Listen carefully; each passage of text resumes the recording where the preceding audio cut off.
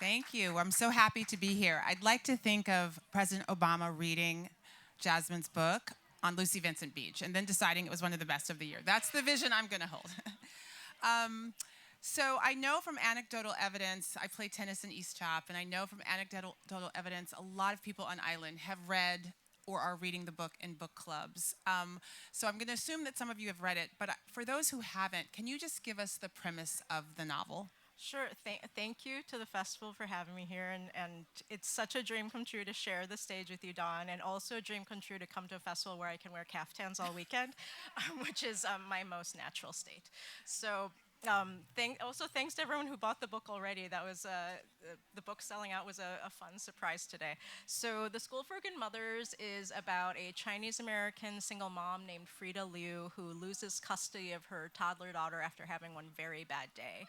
And in order to get her daughter Harriet back, she has to spend a year at a newly created government institution where she's re-educated with moms from across the county whose transgressions range from benign to horrific.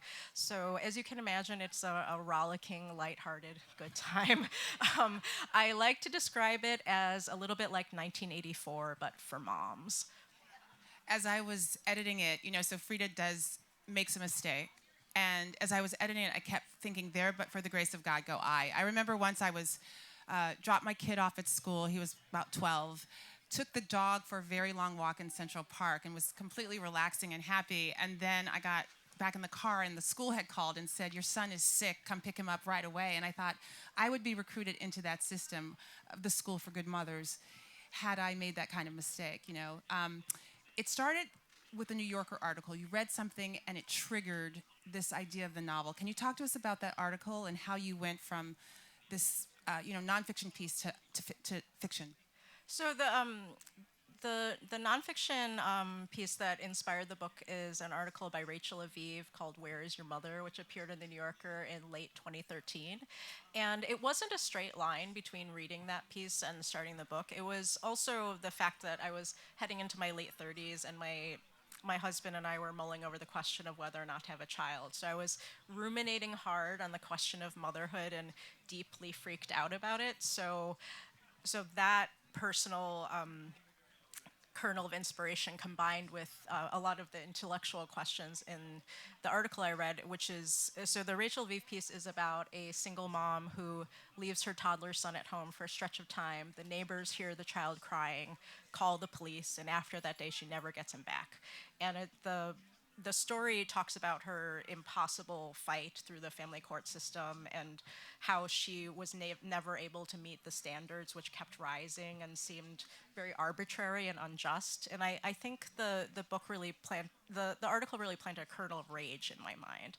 I knew very little about the family court system before reading about that mother's story, and it turns out that that mother's story is one of thousands. And I mean, there's a lot of variations, but I think it really terrified me to think about the fact that the government can take your child away. And if your child is placed in foster care, you may have no idea where they're living, you may have no way of contacting them. And I think I was also struck by the fact that parents, once they're in the system, have no way of fighting back. And then the more they fight back, the bigger a hole that they're digging for themselves. So I wanted to give voice to that experience. And you give voice to the character of Frida, and one of the things I love about Frida is she is so beautifully flawed. She's insecure, she makes mistakes, and she has a very bad day where she makes a judgment call about her child, and this is the catalyst for the action, and she leaves her child, like in the article. And you and I went back and forth about the amount of time that someone could leave their child and have the reader still feel empathy for them. So how did you kind of land on her very bad day, what you call her very bad day? So I think so if you can believe the version of the book that Dawn bought for Simon Schuster. Dawn is the editor who changed my life, so I'll be thanking you forever and ever. So that version of the book was actually much darker than this very dark book. And I think one thing that changed was I think her very bad day became more relatable because I think the version that I wrote was about her needing a break and like needing to walk out of the house. And the version in the book is a lot more about work and like having work pressures. Well, she hasn't slept because she has a Right. toddler. She's behind on work email. Her husband has left her. She's got a lot going on. She also makes the disastrous decision to try working from home in order to spend more time with her child, who she only has half custody of, instead of putting the child in daycare. And I found that readers had a really different response to that after working from home with their children during the pandemic. Right. And in the first event I did with Liz Moore, she said there was a paragraph in the opening chapter that read to her like a horror novel, but it was the scene where Frida's trying to work, and there's a 2-year-old who's like constantly like messing with the keyboard and like can't sit still, and so I hadn't intended that to be like a really scary part of chapter 1, but I think it reads differently after lockdown. Absolutely. And one of the other things, so the novel explores the surveillance state of, the government being able to say you're a bad mother or you need rehabilitation. And one of the things that's really interesting is the complexity within that, because women of color are treated differently than white women. And so I'm wondering how you grappled with that and how you kind of, the decisions that you made around that as well. So, okay, so let me repeat the question back to you. So the question is how I grappled with representing women People. of color Yes. in the book. So I think the big challenge with writing about this issue from a Chinese American perspective, because I mean the book doesn't jump around between points of view. It's told through just Frida's close third point of view, and I think part of the challenge was writing it from an Asian American experience, because this is a phenomenon in America that primarily happens to Black and brown women who are poor. So I was writing from the perspective of a total outsider. She's not just Chinese American, she's from an upper middle class background. She's not being punished for poverty like the way some of the moms are. And I think I grapple with this issue by trying to, with your help, make all the secondary characters multidimensional, so that I think I was really conscious of not wanting the characters of color to be like the ones who teach Frida something. Like that bothers me so much in books where the characters of color are there like for an educational purpose. Right. So I wanted the characters of color to all be flawed, like that they were allowed to be selfish and annoying, or self-destructive. Also, like I really tried not to have characters of color be noble in any Right. way, and to also like have strong personalities, and also to have Frida have to reckon with some of her racial blind spots or her class blind spots, and be called out on things that she should have known better, or mistakes that she made, and to have to deal with the racial hierarchy within the school as the only Asian woman. And you said yesterday in the panel across the way that because of the changes in publishing and it's more multicultural and there are more voices allowed to participate, that you thought Frida could exist as this, main character in a novel, in an American novel, Right. because of what was happening, and that her Chinese American identity is very much it was important for you that she was Chinese American. At the same time, she's an every woman. She's an every mom. Every mom could be in that position. So I love that about it, that she's both specifically Chinese and dealing with her cultural legacies, but also an American woman. Well, it's thanks to Simon and Schuster for taking that leap and like writing jacket copy that called her an every woman, because I mean that is a bold stance to take for the publishing house too, to say that an every woman can be Asian American. But I feel like the way Frida's Chineseness is manifested in the book is very much a product of right now, because I feel like if I tried to write this book 15 years ago, maybe there would have been pressure to make the Chinese story like much more prominent, and because for me it's that the fact that she's Chinese is one part of the story, but it's not the main narrative. Like it's just kind of threaded in, and so the fact that I had the liberty to do that is very much dependent on all the Asian American authors who've come before. So, I mean, one thing that I was thinking about from our panel is I didn't start writing until college, partly because it didn't seem possible to do. Like I knew there was Amy Tan, but Right. there was only Amy Tan. So Right. that's like saying like I'm going to go become Oprah or something. Like Right. it doesn't seem like a possible path. I actually met Amy Tan this spring. I like lost my mind because I'm like, oh my God, you're my idol, and I didn't say one coherent thing to her, but You're- she very graciously accepted my babbling. that's exciting. You can pass the torch. Um, you started this book before you were a mother. Yes, several years before. And in many ways, the book is about the pressure all parents face to be perfect parents all the time, right? To show empathy, to educate, to socialize them in the right way.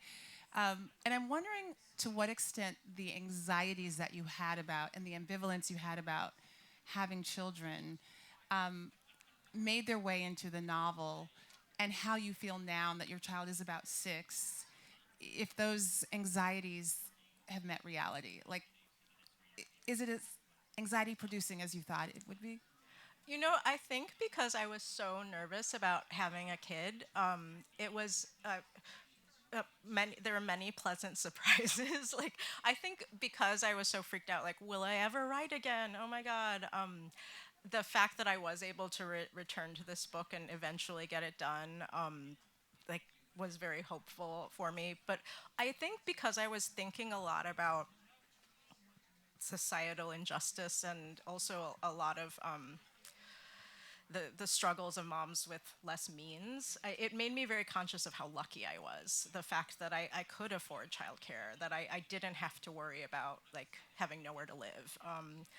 The fact that I didn't have to worry that there's a police presence in my neighborhood always watching me, like ready to catch me if I had made a mistake. Like I think I was conscious of how much ease I had in my parenting, and so like I had my own like endless neuroses, but I knew that also had the freedom to make mistakes without someone punishing me for that. So I think the book was also a home for a lot of the darker feelings and questions, and also whenever I think from the moment you are visibly pregnant, the world starts talking to you and giving you like sort of Unsolicited advice. endless amount of unhelpful and unsolicited advice.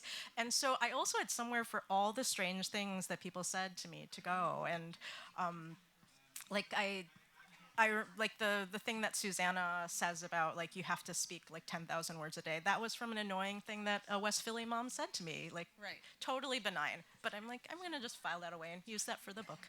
Right. So it also was a home for like just this barrage of information and advice and pressure, and the book was partly a response to my interest in learning about the family court system, and my anger and wanting to more people to think about those issues. But also it was a response to just like the pressure of being a mom in America. Totally. I'm wondering, did you do after the New Yorker article? And did you do much research in terms of the surveillance state around parenting and the system, or was how did you do that? So I read a lot of. I didn't have any. I didn't have access to anyone who'd been through. I think because I think if I was to try to write another novel about this topic, I think I would be able to interview people. But I mean, if you've not published a novel before, you can't necessarily be like, so can you talk to me about this project? Right. And so I read a lot of books about the family court system, but I also read a bunch of books about American parenting culture. Yeah. Because I knew what I was gathering from like the atmosphere, but I think I wanted to see like, is it as crazy as it seems? And it is. It is as crazy as it seems. The one piece of research that I wish I had done back then that I only caught up on after my book was out was to read the work of Dorothy Roberts, the UPenn professor who's the expert on this issue.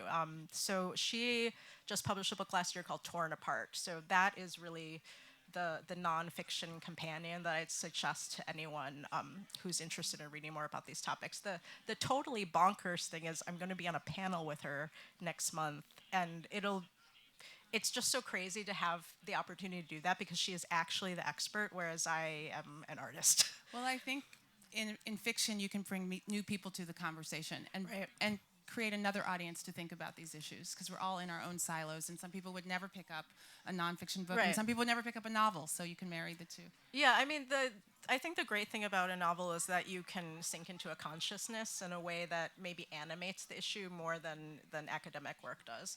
And I don't want to give too much away, but in the novel, once you're pulled into this program, you have to go through kind of lessons of parenting, and you start with feeding and the basics, and then ultimately the goal is to learn empathy. And one of the things that I thought was really brilliant is you introduce robots, and this idea, it seems so crazy that ultimately Frida does get attached. And for me, that was one of the most moving things. I thought, robots, that's a little out there. But by the end, you have, as a reader, feelings about their attachment as well. So I'm curious if that was in the first draft, how you kind of got there. So the more sci-fi elements were actually in the very first draft. So Frida's Very Bad Day came out of a very good writing day I had in early 2014. I was coming up with one like truly horrible short story idea after another, and then I had the burst of inspiration that you always dream of having as a writer. It just took decades to get there.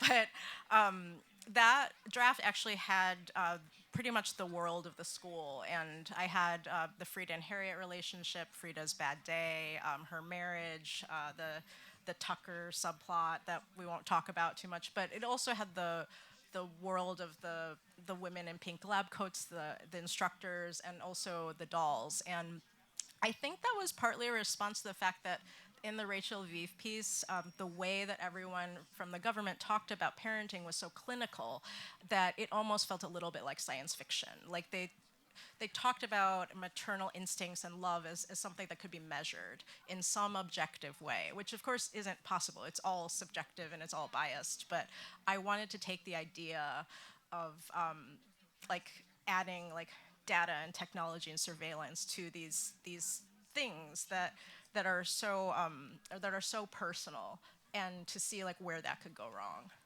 I love it. And I will say, so your agent called and said, I've got this speculative novel I want to send you. And I don't read speculative fiction per se. I love Ishiguro's Never Let Me Go. Speculative is like set in the future, Fahrenheit 451. I love Ishiguro's Never Let Me Go and Handmaid's Tale, which we say is like set 5 minutes in the future. Now it feels like it's present, right? And so I get this call saying it's 5 minutes in the future. I think she began with, I know you don't like this sort of thing, but here's a book. Exactly. And I read it as the relationship between mother and child, between husband and wife, between society and mother. I'm wondering if you set out to write a speculative novel, or do you read speculative fiction? What is your relationship to that genre? So I've been on a bunch of panels for speculative fiction, and so I feel like I have to always describe my book as dystopian-esque, and because I'm kind of hanging on to the genre category like by my fingertips on a ledge, because it's primarily a realist novel which has just a couple of speculative elements.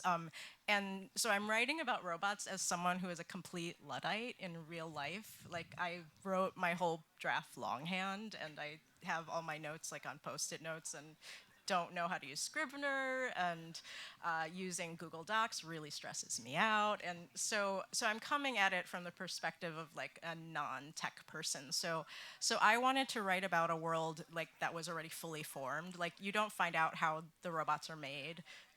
And I also skipped a bunch of the legal stuff, like all the laws that had to change to make the world as it is. So I very much wanted to plunk us into this already established universe. So it's different from Handmaid's Tale in that way. I mean, Handmaid's Tale is first a perfect book, and it's very daunting to read, like to reread as I'm working on this one. I'm like, why do we bother? Like this already exists. But Never Let Me Go was much more of a touchstone for me. So I don't think I set out to write a speculative novel, and I think if I had told myself I was writing one, I would have really like psyched myself out, because I don't think about genre when I write, and I actually also this also came up in our editing because I also don't think about theme, and so I write very much like from an intuitive place. Like I think about meaning much later, and when I'm working, I'm thinking much more like on the sentence level, like the rhythm of the sentences, and like trying to build a certain momentum.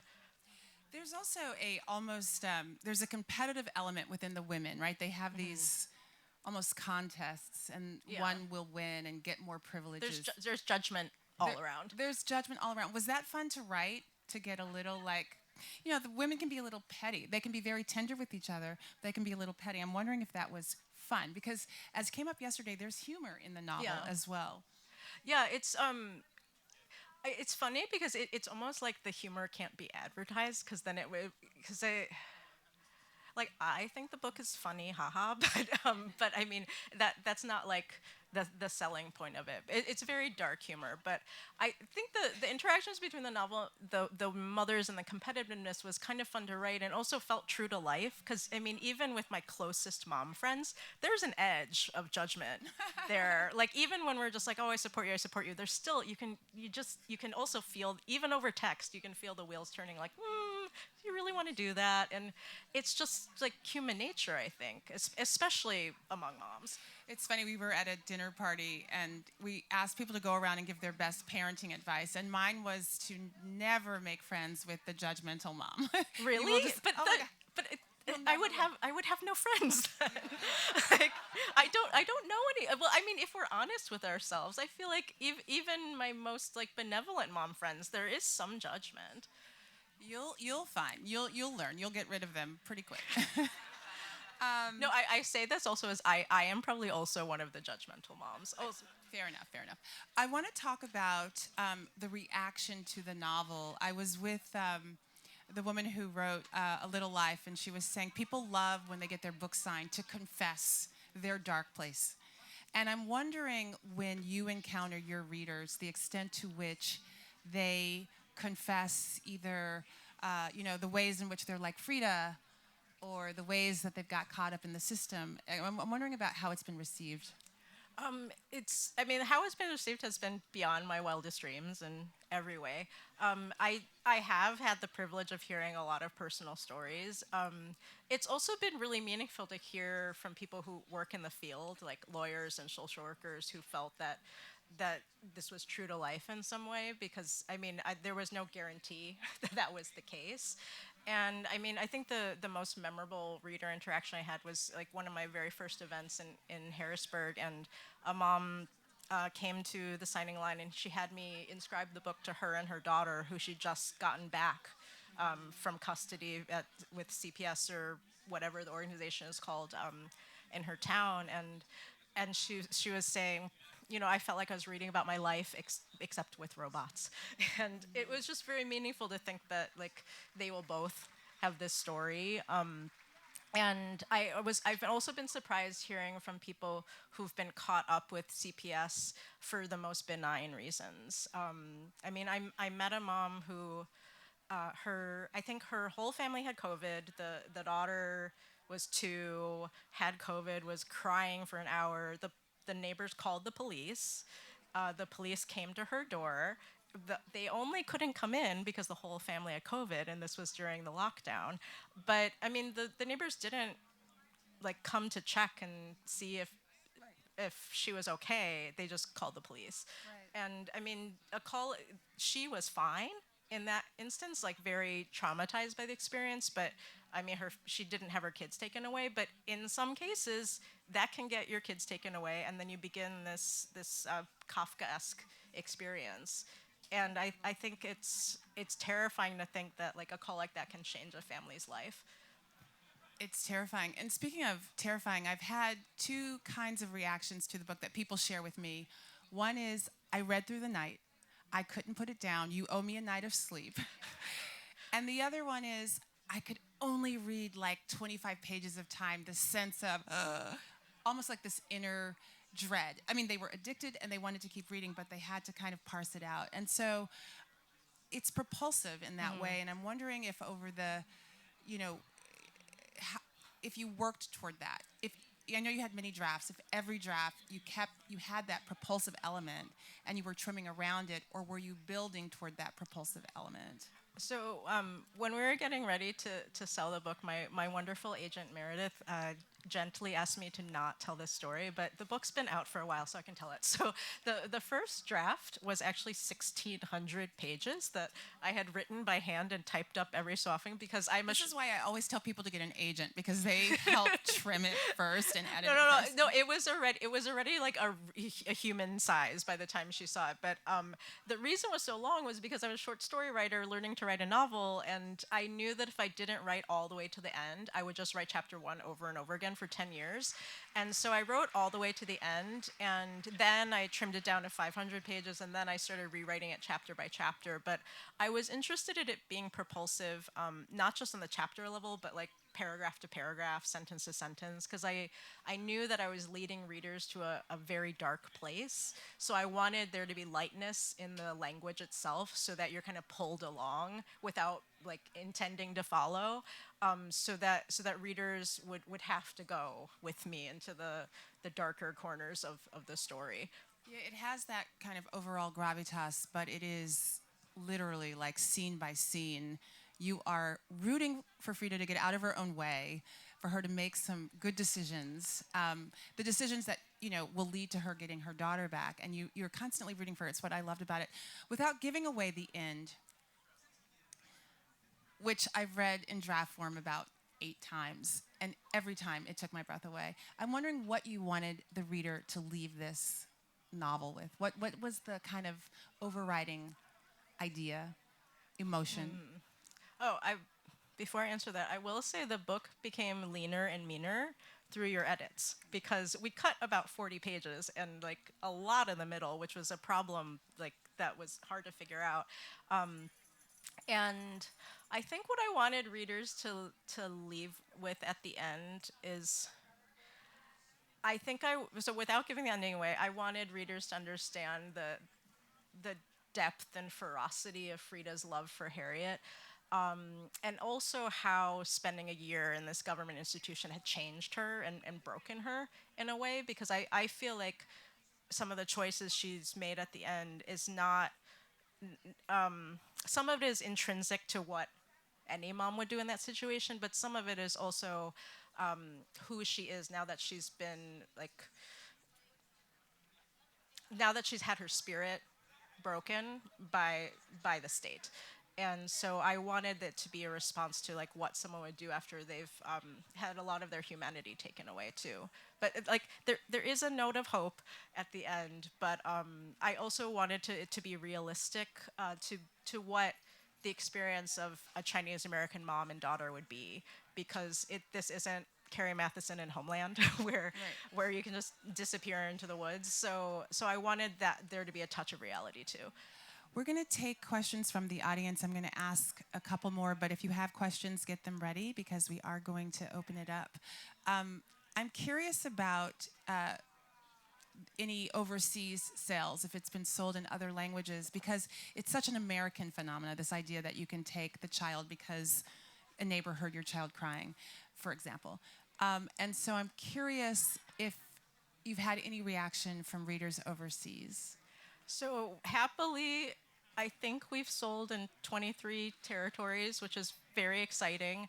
And I'm slowly getting my copies, and like the different covers are fascinating to see. The funniest story is it's coming out in Taiwan next week, and so like my mom's friends, my mom's high school classmates are going to read it, which is truly terrifying. But I'm told that the cover of the Taiwanese edition also has like some subtitles to remind people that this is not a manual. Like this is not nonfiction in any way. And I did actually had a lovely couple come to an event in Tulsa, and they're like, we didn't know this was a novel, but they stayed for the whole thing. Even though it says a novel on the cover. It's okay. It's okay. But I mean, I have had online reviews that begin with like, we thought we were buying a parenting guide. I'm like, sorry, folks. No. So you worked at Publishers Weekly Yes. before, which is the internal trade magazine. And You read a lot. You read voraciously. And I do want to ask after this question what you're reading now and what you can recommend to the audience, because I know you read so much. But when did you have a sense that you had a hit on your hands, that this was a book that people were going to grapple with? It got picked by the Jenna Book Club, Jenna Bush Book You Club. mean for my own book Yes. during the lead Did you up? have a sense that, like, yeah? I think in the like deepest corners of my mind, I had that dream, but I think I didn't dare to say it out loud. And I feel like that's like a very Asian female thing that I like was very secret about my ambitions for the book. Like I think maybe I told my therapist in my journal. And Yeah. like I don't think I even said it out loud to my husband. And I mean that's something that I've struggled with like now that the book has come out and I do events is like learning how to take up space. Yes. Because I mean, I feel like I've grown up, and this is true of like a lot of women of color, like sort of shrinking and shrinking in order to be like palatable to the world. And so I knew that I knew that this was a book where I had things to say, and so the fact that I was able to publish this like quite weird, dark political book and have it have like A readership. a mainstream readership has been thrilling. I mean, because I mean, the book asks a lot of difficult questions. It's also just strange, and it's not, and it's also doing several different things, which is sometimes doesn't work for readers. And so I felt like I had a lot of freedom with this book, and I think that's my goal with whatever's next is to get back to that place where I can do whatever I want. Now, I know you constantly post about authors whose books you're enjoying. What's out that you've read that you love? So if you haven't bought a copy of Chain Gang All Stars, it is amazing. That's a book where I feel like immense admiration and total jealousy because it's just such an incredible book. I have no idea how he wrote it. I mean, I had a hard time writing from one character's perspective, and I think he has like 18 narrators, and that one is so good. If I can tell you about one that's not coming out till next year, and you just want to like bookmark it for the future, there's a novel called Cinema Love by Jiaming Tang, which is coming out next May. It's incredible. I'm going to be talking about it for the rest of my life. I'm really excited to get back to my stack of Annie Ernaux books that I don't know how I got through my whole adulthood without reading her, but I'm just excited to get back to that and to read Sheila Heti's novel Pure Color, which I've been reading like a page at a time for a year. Cool. Are there any questions in the audience? I have another one if you don't. Okay, so here's my question. And I want to give a shout out to Donnie Walton, who I see, who wrote the final revival of Opal and Nev, another amazing book, and another President Obama pick. So we've got two in the house. The Mother, you talked about your mother's friends reading it, and you know, I'm wondering if your parents, Frida's parents in the novel can be cold and strict until they're supportive. And I'm wondering if your parents saw any of themselves in any of the characters in the novel. I have a funny story. So, my friend Alexis was asking me if I've been thrown any curveballs at events, and one of the funniest curveballs was when I did an event in my hometown of Oak Park, Illinois, at the public library. And so there were like families I used to babysit for who came, and like my parents' neighbors. And one of my family friends, who's known me since I was 5, she raised her hand and asked, "How come Frida's parents don't help her the way your parents have helped you?" And I said, I can't do that because there would be no book. Like there would be no inciting incident, no plot. Like you can't have such helpful, supportive parents in a book. There's no conflict there. Right. Were they surprised at all by Frida? Did they relate to Frida? You know, I don't know that we talked about it in depth. It was more that I had to keep reminding them, this is not me. this is not an autobiographical novel. But this was actually the first piece of fiction I ever let them read. Like, I'd published short stories that I just told them, like, here's a copy. You can look at the table of contents in the bio, but do not read the inside because it will just upset you. And so for this book, I gave them galleys, and I think they went on their own emotional journey reading this book. But I think they were just like overall really proud of me. I mean, I think it made them uncomfortable, but I think they were just like you did it, because I'd been working on this book for so long. You started in 2014. I started in 2014, but I started writing fiction in 1997. So it was just a very, very long journey to the first book. And was there even that kind of no child of mine will be a writer, you have to be a doctor or a lawyer or a professor, or were they okay with your aspirations to write fiction?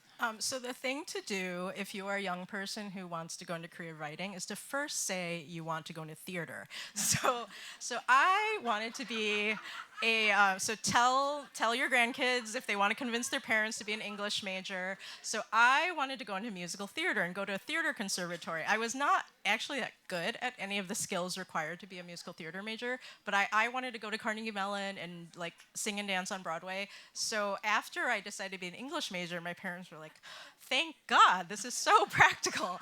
So that was like the way to do it, because I mean, for Chinese academic parents, like the idea that I wanted to be an actress was just this constant heart attack. So English majors can develop skills that lead to jobs. Kids so they are felt crafty. fine about that. Kids are wily. Was there anything in the reviews that surprised you that you yourself didn't even see that you were writing? I mean, they were fantastic. You said it was one of the most acclaimed novels, or the publisher of Simon & Schuster said, of the year.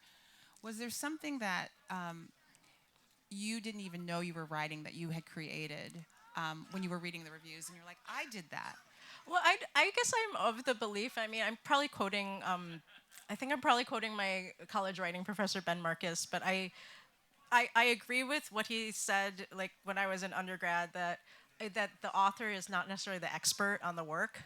I mean, even talking to you about the book now, I'm telling you a story about it. It may be totally different than your take on the book, and I haven't read all the criticism, and you know, I was thrilled to be reviewed by Molly Young in the New York Times. I've been obsessed with her work for years. I also really benefited from the fact that my book came out a week after The Lost Daughter, the adaptation of the Elena Ferrante novel, and so there was a piece in The Atlantic that talked about that film and my book together. So the fact that the book got written about in think pieces is like exciting and unreal. And when you read it, you're just like, oh, like kind of terrifying, but also really exciting. I loved John, who moderated the panel, is here, and we talked yesterday, or you talked yesterday in the Big Ten about dismantling that which you're trying, recreating that which you're trying to dismantle. Oh, I think Nana said that. So yeah, but yeah. Nana, whose book you just recommended. Yeah, everyone go buy it. It's amazing. And that one's not sold out. I just saw it, so you can actually get that on the table. But did you have those apprehensions that there's something you wanted to kind of pointedly criticize and kind of deconstruct, and yet here you were throwing attention to it at the same time? I think I was interested in asking questions. Like I knew that I had no way to propose answers, but I knew that that within the story I was telling, I could ask a lot of questions about this system. And I guess I wasn't worried about drawing attention to it, because I think I wanted the political message of the book, or the activist element of the book, to be subtle in a way, because I guess I'm always like resistant to political novels that are really didactic, because you want a novel to entertain. Like you don't necessarily want I might be quoting you for all I know. You don't necessarily want the message of the book to feel like, here's a plate of raw broccoli, like here's your vegetables, and like it'll be good for you to read this. You still want readers to be moved and entertained, because I mean that's why we read. So I wanted to be cognizant of the fact that like there had to be a compelling story besides having these ideas. And you talked yesterday also about writing across race and culture, and there are Black characters and Latina characters in the novel. There are white men in the novel. There's all kinds of people. Was that did you see that as a mountain that you had to climb? How did you, as a writer, what was your approach? It's a little embarrassing to admit this now, but I don't think I grew comfortable writing characters with specific races until my 30s because it was like I had ingested the I feel like I had ingested the sort of the very problematic messaging of the world, where I felt like, oh, I can't tell this Chinese American perspective because who will be interested in it? Or I can't write across race because I'll get this wrong. And so it was very much like taking the risk and then a lot of trial and error and fine tuning and also trying to make each character like fully alive and complicated and vulnerable and strange and also having readers from a lot of different perspectives. I mean, I think writing across class is as difficult as writing across race.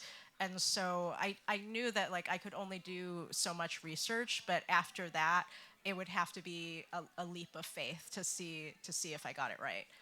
This is my last question, but oh, John has a question. No, go ahead.